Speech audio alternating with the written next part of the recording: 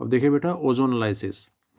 Ozonolysis में ozone molecule alkene से add होकर एक इंटरमीडिएट बनाता है जिसको हम बोलते हैं ओजोनाइड। उसके बाद ये ओजोनाइड छोटे छोटे मॉलिक्यूल्स में ब्रेक हो जाता है और हमें प्रोडक्ट देता है कीटोन की या एल्डिहाइड की फॉर्म में। ओके बेटा, और ये जो ब्रेक हो रहा है ओजोनाइड, ये जिंक और वाटर की प्रेजेंस में हो रहा है। ठीक है, अब देखिए आप इसको सिंपल सा इस तरीके से भी, जैसे इन्होंने इंटरमीडिएट बनाया, तो इंटरमीडिएट आपको बनाने की ज़रूरत नहीं है। आप इसको सिंपल सा ऐसे भी लिख सकते हैं, जैसे सपोज करते हैं CH3CH डबल बॉन्ड CH2। इसमें आप रिएक्शन में सिंपल सा दिखा सकते हैं, ओजोन मॉलिक्यूल ऊपर और जिंक और H2O नीचे। इसमें प्रोडक्ट आप किस तरीके से लिखें, जहाँ ये डबल बॉन्ड है इसको आप इस तरीके से इसके दो पार्ट कर लीजिए। एक पार्ट बेटा ये हो गया और एक पार्ट ये हो गया। अब आप इसके पार्ट जब अलग अलग लिखेंगे तो आपको इस तरीके से दिखाई देगा। एक पार्ट तो ये हो गया, मैंने आपको बताया, एक पार्ट हो गया बेटा कौन सा, CH2। अब आप क्या करें, इसमें भी ऑक्सीजन ऐसे सिंपल सा ऐड कर दें और इसमें भी सिंपल सा एक ऑक्सीजन ऐड कर दें। जब आप सिंपल ऑक्सीजन ऐड करेंगे तो आपको ये दिखाई दे रहा है क्या मिल गया, एल्डिहाइड। इसी तरीके से यहाँ भी एल्डिहाइड है, इसको आप ज़रा खोल कर देखिए, HCHO। तो ये भी आप ऐसे देख सकते हैं कि ये भी एल्डिहाइड आ गया। ठीक है, यहाँ जिस तरीके से बताया हुआ है, प्रोपीन है, ओजोन का मॉलिक्यूल ऐड हो रहा है, इसमें ओजोनाइड की फॉर्मेशन हुई, उसके बाद जिंक और वाटर की प्रेजेंस में इथेनल और मिथेनल, तो ये एल्डिहाइड आ गई। ओके बेटा, इसी तरीके से यहाँ भी इसी तरीके से हो सकता है। डबल बॉन्ड जहाँ है उसको ब्रेक करिए, ब्रेक करने के बाद CH2 के साथ ऑक्सीजन ऐड कर दीजिए, तो ये तो आप देखेंगे सिंपल सा मिथेनल आ गया। और इसमें जब ऑक्सीजन ऐड करेंगे तो ये क्या आ गया, कीटोन। तो इस तरीके से हम ओजोनोलिसिस के केस में सिंपली प्रोडक्ट ऑब्टेन कर सकते हैं। ओके बेटा, अब देखिए नेक्स्ट इसमें प्रॉपर्टी है बेटा पॉलीमराइजेशन। पॉलीमराइजेशन, पॉली का मतलब होता है बेटा मैनी, मराइजेशन का मतलब है मर्ज होना, ऐड होना। जब बहुत सारे छोटे छोटे मॉलिक्यूल्स एक जगह इकट्ठे हो जाते हैं, या हम बोल सकते हैं कि ऐड हो जाते हैं, जुड़ जाते हैं, तो हमें एक बहुत बड़ा मॉलिक्यूल मिलता है और उस बड़े मॉलिक्यूल को हम बोलते हैं पॉलीमर।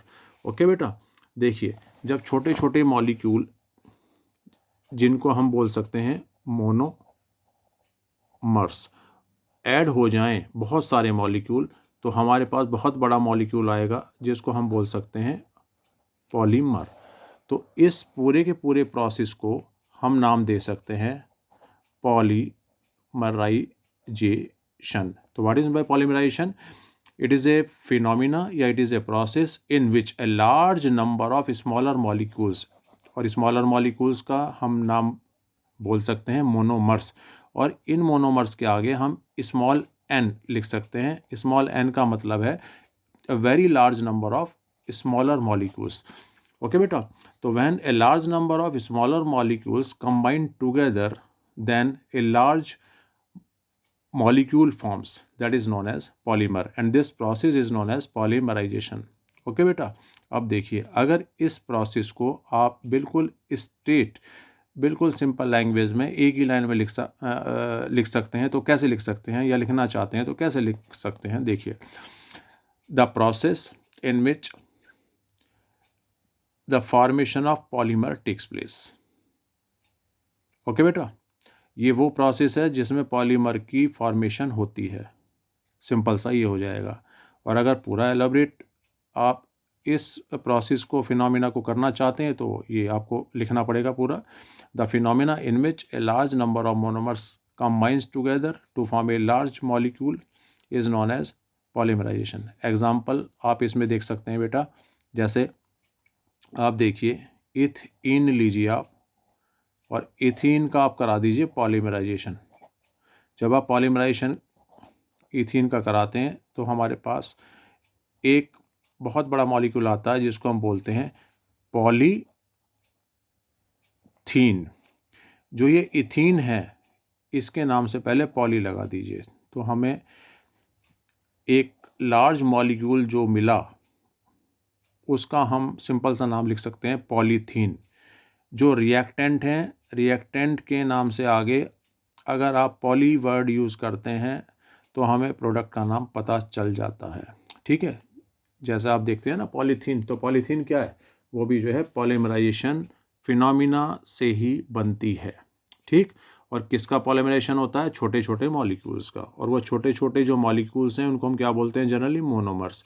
और पॉलीथीन के केस में होते हैं छोटे छोटे जो मॉलिक्यूल्स, वो हैं ईथीन।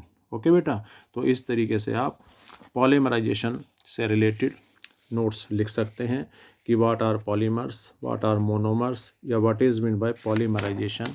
और एग्जाम्पल जो आपके बुक में दिए गए हैं ये आप देख सकते हैं। ओके बेटा, जैसे मैंने अभी आपको बताया कि किस तरीके से आप पॉलीथीन बनाते हैं, तो ये रिएक्शन दे रखी है, ये क्या है, इथीन, और एन इसलिए लिखा हुआ है कि ये वाला जो मॉलिक्यूल है यहाँ में एक ही दिखाई दे रहा है, लेकिन अगर मैं एन इसमें यूज़ करता हूँ स्टार्टिंग में, तो एन का मतलब है कि बहुत सारे मॉलिक्यूल, बिल्कुल ये वाले मॉलिक्यूल सिमिलर बहुत सारे मॉलिक्यूल हैं। ओके बेटा, जिनको कंबाइन होना है, और कंबाइन होने के बाद जो हमारे पास एक प्रोडक्ट आएगा वो बहुत बड़ा मॉलिक्यूल होगा, और इस मॉलिक्यूल को हम बोलेंगे पॉलीथीन। रिएक्टेंट जो है मैंने आपको बताया, उसके नाम से पहले आप यूज़ करें वर्ड पॉली, बस आपको एकदम प्रोडक्ट का नाम पता चल जाएगा। ओके बेटा, अब जैसे ये क्या है, प्रोपीन, तो आपको जो प्रोडक्ट मिलेगा इस केस में पॉलीमराइजेशन होने के बाद वो मिलेगा पॉलीप्रोपीन। ओके बेटा, और देखिए जब रिएक्टेंट का पॉलीमराइजेशन होता है तो उसमें जो डबल बॉन्ड है वो हमेशा सिंगल में हो जाएंगे कन्वर्ट। ठीक, और ये वैलेंसी बेटा फ्री रखनी पड़ती हैं। फ्री कैसे, देखिए मैं बता देता हूँ आपको। जैसे सपोज करते हैं आपने पॉलीथीन बनानी है, तो CS2 double bond CS2 arrow लगाइए, इस पे पॉलीमराइजेशन लिख दीजिए। अब CH2 सिंगल बॉन्ड CH2 लिखिए जब आप प्रोडक्ट लिखेंगे, और यहाँ वैलेंसी ऐसे लिखिए और यहाँ वैलेंसी ऐसे लिखिए, लेकिन इन वैलेंसी को इस तरीके से जो स्मॉल ब्रैकेट होते हैं इनसे कट करके दिखाइए। ये मॉलिक्यूल क्योंकि बहुत सारे हैं तो N से रिप्रेजेंट करिए, और यहाँ रिप्रेजेंटेशन ये इस तरीके से हो जाएगा। ओके बेटा, इससे ये पता चलेगा इस तरीके के मॉलिक्यूल जो हैं N है, मतलब बहुत सारे हैं, जो इधर भी इनफाइनाइट नंबर में जुड़े हुए हैं और इधर भी इनफाइनाइट नंबर में जुड़े हुए हैं। ओके बेटा, तो ये इस तरीके से हम रिप्रेजेंट करते हैं, डबल बॉन्ड सिंगल में आ जाता है। ओके, अब आप अपने नोट्स अपने रजिस्टर में बहुत अच्छे से मेंटेन करें टॉपिक वाइज, और जो भी प्रॉपर्टीज़ आपने स्टडी की हैं उनकी हेडिंग और एग्जाम्पल के साथ। थैंक्स।